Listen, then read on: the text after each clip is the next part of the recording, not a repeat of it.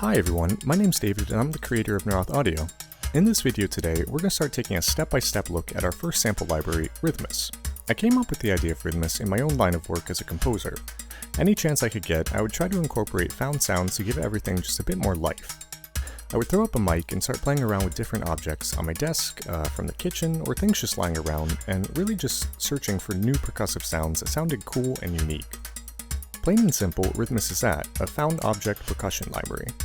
I sampled 100 different sound sources coming from about 40 different objects and built a powerful 4-part engine to house them in.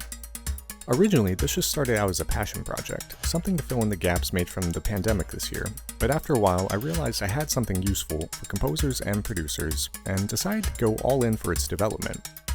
As we dive into RHYTHMUS, I'll be explaining all the different controls, features, and functions that make it a powerful tool for creating creative and unique percussion layers for your music.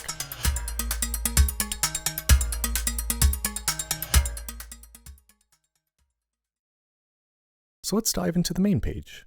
Here you're going to find your 4 different sequencers, and each sequencer has its own independent set of controls and functions to create and edit rhythms and ensembles. All of these sequencers are identical, so we're going to start by taking a look at the red sequencer here. So to begin, we're going to show you how to load different sounds into RHYTHMUS. So this icon here shows what sound you currently have selected for that sequencer itself. And you're also able to note this by what is written on the instrument button. So by giving the instrument button a click, we're opening up the instrument browser. And inside here is where all the 100 sound sources are organized into folders based off of what material they're made out of. So as you can see, we have all our ceramics and clays, all of our glass, we have our metals here, plastics, sticks, shakers, rock, body, and miscellaneous. Now loading sounds is as easy as just double clicking on the file here, and as you can see, we've already changed it. So now if you scroll down just a tiny bit, we have a user sample. Loading this up allows you to drag and drop your own sounds into RHYTHMUS to be played with for those sequencers. Now below that, we have another section called Shuffle. Shuffle is probably my favorite feature of RHYTHMUS. So basically what it does is it randomizes the different sounds inside of the sequencers. So for example, clicking this red dice is going to give us a whole new sound for this red sequencer. Yellow is going to change yellow, blue will change blue, and orange is changing orange. Now next to that we have an all button, and it does exactly that. It's going to randomize the entire ensemble. So if we give that a click, as you can see, we have something totally new. Now, just to give you an example of how this kind of works, I'm going to reset this preset, knock on wood, and we're going to play it as is.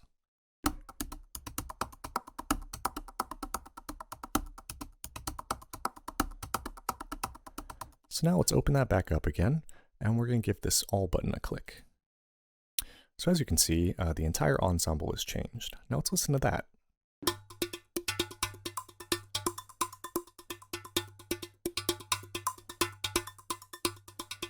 So as you can see, you can definitely get a lot of unique and interesting perspectives on these different rhythms and ensembles.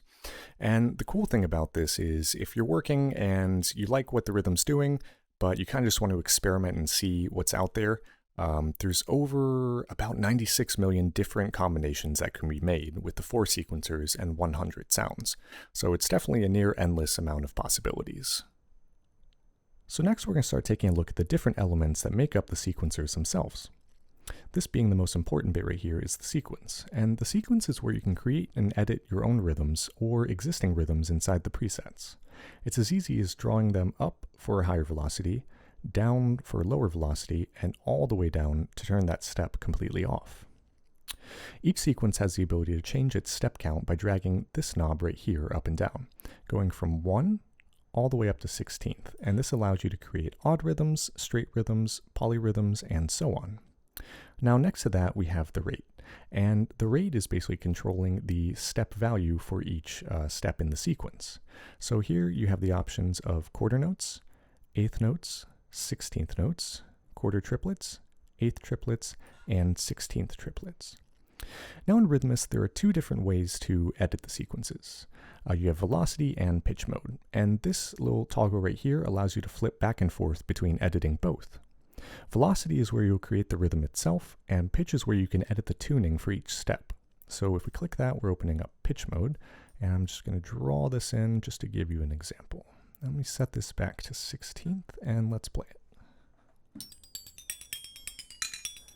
So as you can see, this is a useful tool not just for tuning, but also for creating more interesting rhythms.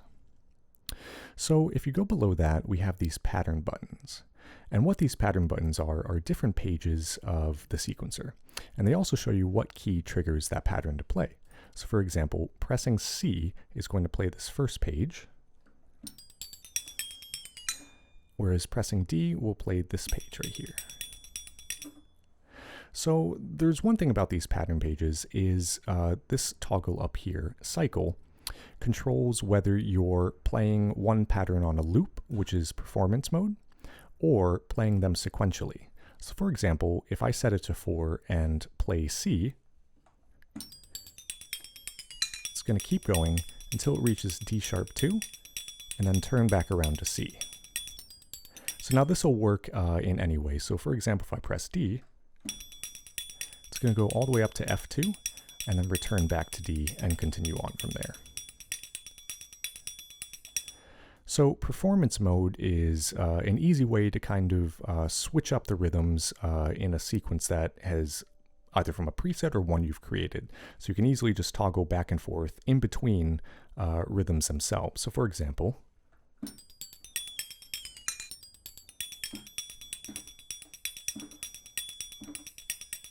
so it's a really useful function for if you want to just play something in and not just stick to what the pattern is doing overall.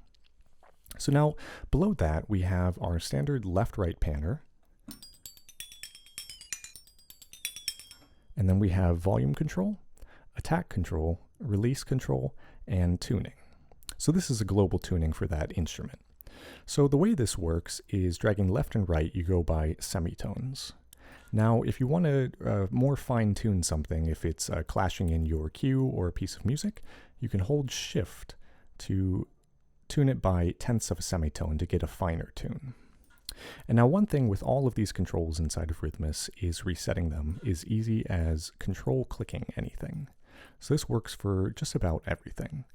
Even you can control click steps inside the sequence to turn them completely off. So let me just reset that again. So moving on from there, we have a few useful functions for editing or moving things around inside of RHYTHMUS. So this clear button to start with is basically clearing the sequence that's up on the page. So it does not actually clear both sides to it. So for example, if you have this and you press clear on pitch, it's only going to clear the pitch side of things.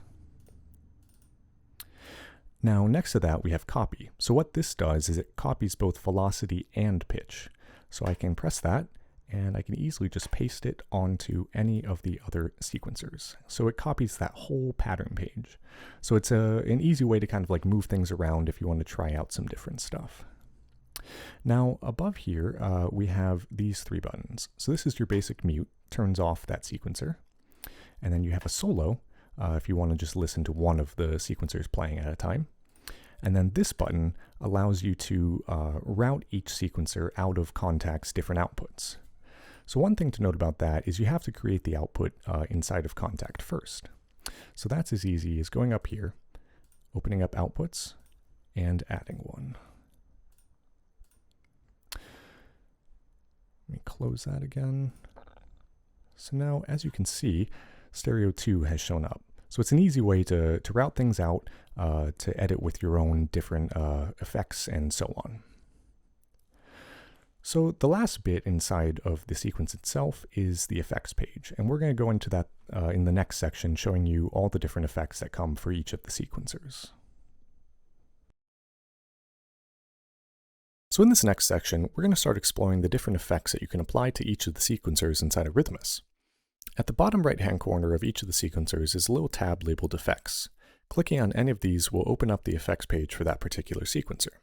So let's give this one a click. So you'll also notice at the top of the effects pages are these buttons here, and these allow you to toggle quickly and easily back and forth between the different effects pages. So in RHYTHMUS, you have 11 different effects modules that you can apply to each of the sequencers. You have a transient designer, which controls, boosts, or brings down the attack or sustain. You have a distortion module, You have a screamer module, which gives it a bit of high-end bite and crunch.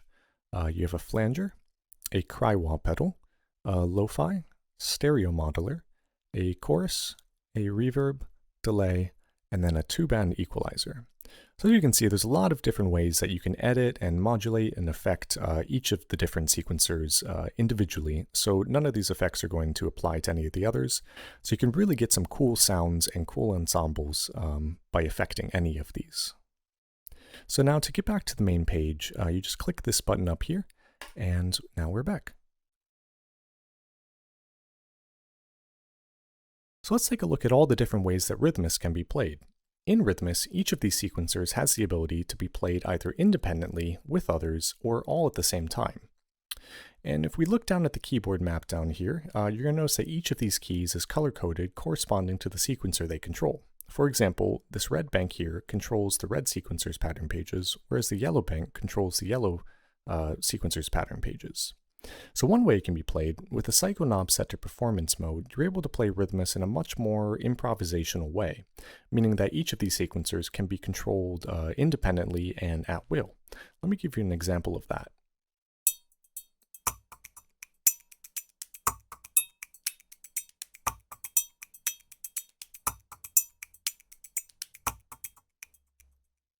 So as you can see, it gives RHYTHMUS a lot more control over its playability. You also notice above each of these banks is a few black and white keys that are not inactivated. So what these are is they allow you to play RHYTHMUS in a much more traditional percussive way, meaning on your keyboard you can actually play in these sounds. So the sounds directly above the red keys are going to control the red sequencer's sound. So playing any of these is going to give you the snap. Anything above the yellow is going to play the yellow sequencer's loaded sound, and above blue will play that sound, and above orange will play orange's loaded sound. You'll also notice down here there is a bank of green keys. So what these green keys do is they actually control all of the sequencers at once. So pressing any of these keys is going to allow you to basically play all the sequencers in one go. So for example, playing the C key, or playing any of the other keys are going to play that corresponding key on all of the other sequencers. So RHYTHMUS is very versatile in its ways it can be played. We also included 18 different tonal patches that can be played chromatically, as well as 10 different instrument bank patches that allow you to play all the sounds of RHYTHMUS spread across the keyboard in a more traditional percussive patch.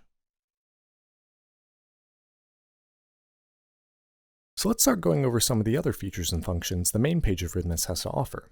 We've already gone over the cycle knob, which allows you to control the amount of cycles that RHYTHMUS will go through in its pattern pages. Right next to that, we have this button called the human button, and what the human button does is it slightly offsets each of the steps in the sequences to give it a more human feel, like it's being played. So we're going to play that with and without. So here is without.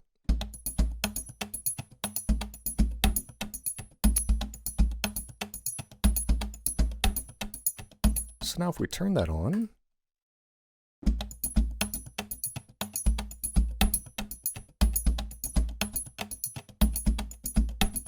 so it's just a slight adjustment just to give it a bit more of a human feel to everything.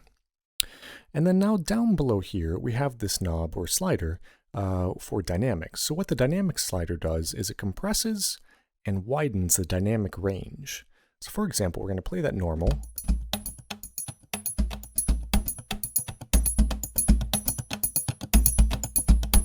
And now let's bring it down.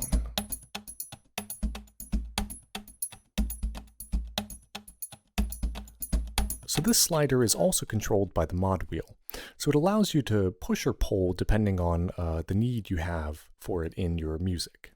So going below towards the wide side of everything, as you can hear, it's giving everything a bit more of like a softer feel in the lower velocity sounds. And if we push it up, we're basically compressing everything and bringing all those low velocity sounds up. Now, right next to that, we have these speed buttons. So when set to normal, it's going to play back at the host or your DAW's current tempo. So right now we're at 120. And what it basically does is clicking on half is going to half that speed. So everything's going to be playing back as if it were at 60 BPM. And if we click double, it's going to be playing back as if it were 240. So the double is really useful for if, say, for example, you're at 60 BPM and it's obviously sounding way too slow down there. So you can press the double button to kind of to speed things up a bit, and vice versa. If you're at a high tempo and everything's just going way too fast, you can click this half speed button and it's going to slow everything down so everything sounds right. And right next to that, we have our swing slider. So this just adds a little bit of swing onto your rhythms. Oh, let's put that back to normal.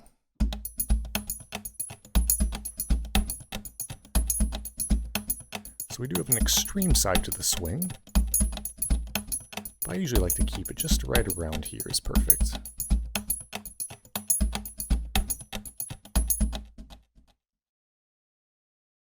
So in this last section of the RHYTHMUS walkthrough, we're going to take a look at loading presets, saving presets, and favoriting presets. So up at the top here, we have our preset section, and this is going to display on any page inside of RHYTHMUS for easy access to changing up the presets. So in the preset section, we have our preset button, which is here, and this is also going to display the currently selected preset. To the sides of those, we have two arrows which are going to help us move forward and backwards through the preset list without having to actually be on the preset page. To the left of that, we have our favorite button. So this button is what you're going to click when you really like a preset and want to make sure it's stored in a place that's easily accessible on the preset page. To the right of that, we have our save icon. The save icon is going to allow us to choose which way we want to save our preset. And we'll go into all of that a little bit further, but for now, let's open up the preset page and take a look at that. So on the preset page, we have our preset browser, which is this. And in the preset browser is where all your presets will be stored, such as your factory presets here, all 200. Below that, we have our user presets. So any preset you save will show up here. Any other preset packs will also show up in this window. And below all that, we have our init patch. So the init patch is a great way to start your own preset. It gives you a clean slate to begin creating your own sounds. So now below the preset browser is our favorite section. And in the favorite section, you have 5 different pages of slots, 10 different slots, totaling for 50 different favorable presets. So now to favorite something, let me find one I really like. Here it is, Isle of Dogs. I would say this is probably one of my favorite presets. So I want to make sure that I have this easily accessible, because with 200 presets, it's easy to forget the number and where it might be at inside of this list. So what you can do to favorite something is, once you have it loaded, click on this star icon here, and we see it's gone yellow, and we also see that it's now down in our favorite section. So loading up a favorited preset is as easy, just coming down here, giving it one click, and then now we have it loaded again. So say for example, you accidentally favorited something, or you no longer like that preset and want to remove it from the favorites list. It's very easy to remove things. So all you have to do is either load it up and unstar it, or if you have a favorited preset, you can also control click it to remove it. So control clicking in the favorite section will remove it from there. Now let's move on to saving presets. So let's say, for example, you've either edited a preset that you liked, or you've created your own. What you can do is you can click this icon to get this dialog, and you have two options: overwrite or save as new. Overwrite's going to do just that. It's going to overwrite that preset file and save any changes you've made to it.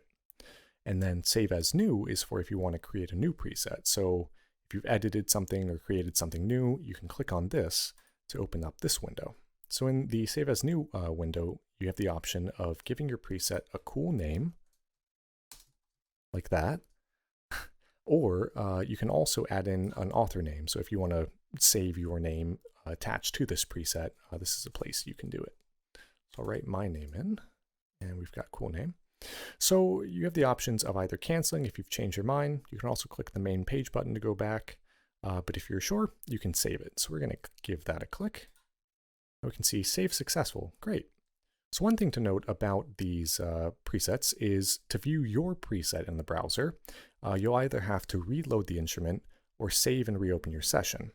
So what that means is if we go here, you're not going to see this user cool name, even though it is a file in the presets folder. So what you're going to have to do in order to see that in here is either the next time you open an instance of RHYTHMUS, it will appear there, or if you really want to see it, you can exit out of that instance and then just pull it back in. Now, we go in here, you can see there is our preset. So yeah, that's basically everything about loading presets, saving them, and favoriting them. So yeah, that basically completes the walkthrough of RHYTHMUS, and I want to thank everyone who has been watching, whether you already own RHYTHMUS and are looking to learn more about its features, or if you're just curious and on the fence about buying it.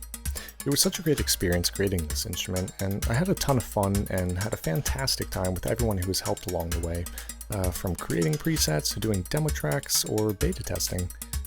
I hope you all enjoy using RHYTHMUS, and I can't wait and look forward to release more products in the future.